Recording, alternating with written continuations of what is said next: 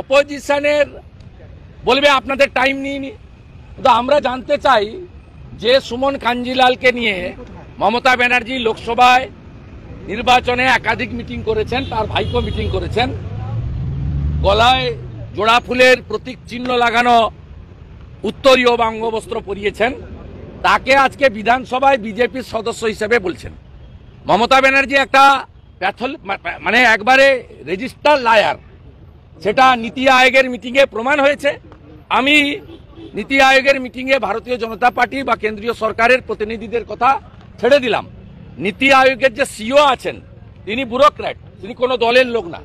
তিনি মমতা ব্যানার্জির মিথ্যাচার, ভণ্ডামি, ড্রামা, নাটক সব ফাঁস করে দিয়েছেন মানুষের কাছে।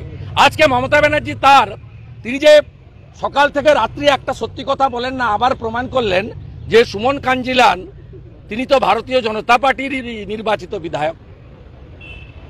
আমাদের বিধায়করা বাধ্য হয়েছে এই অগণতান্ত্রিক, অবৈধ এবং এই রকম সুযোগ সন্ধানী সিদ্ধান্তের প্রতিবাদ করতে। প্রতিবাদের রাস্তা কি?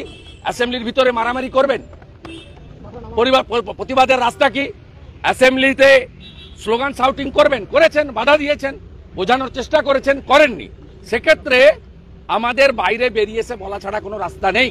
কারণ পশ্চিমবঙ্গ একমাত্র বিধানসভা যেখানে লাইভ ভিউ হয় না, পশ্চিমবঙ্গ একমাত্র বিধানসভা যেখানে ইলেকট্রনিক ভোটিং মেশিনে ভোট হয় না।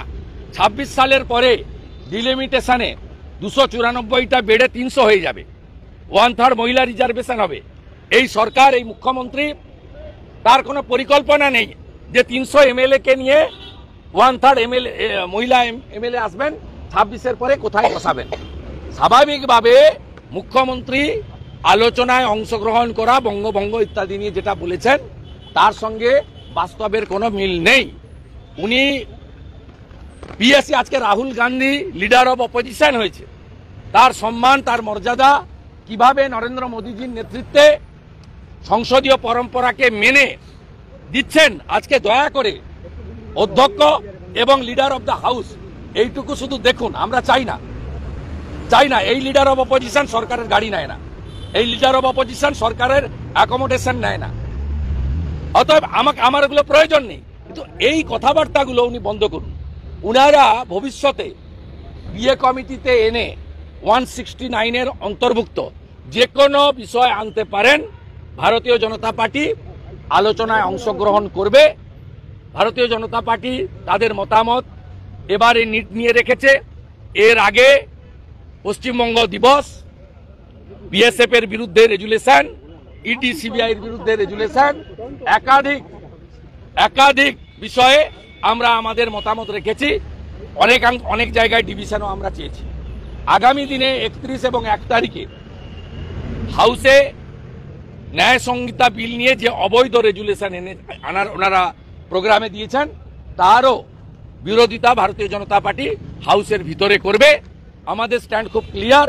দাওয়াতে ইসলামের ডাক দেওয়া ফিরাদ হাকিম, তাকে বিজেপির এমএলএরা প্রশ্ন করবে না, তার দপ্তর নিয়ে তাকে উদ্দেশ্য করে কিছু বলবে না, এবং তিনি যতক্ষণ না প্রকাশ্যে ক্ষমা চেয়ে তার মন্তব্য প্রত্যাহার করেন, কোনো আলোচনায় তিনি যদি ভাষণ দেন সেই সময়কাল আমরা তাকে বয়কট করব।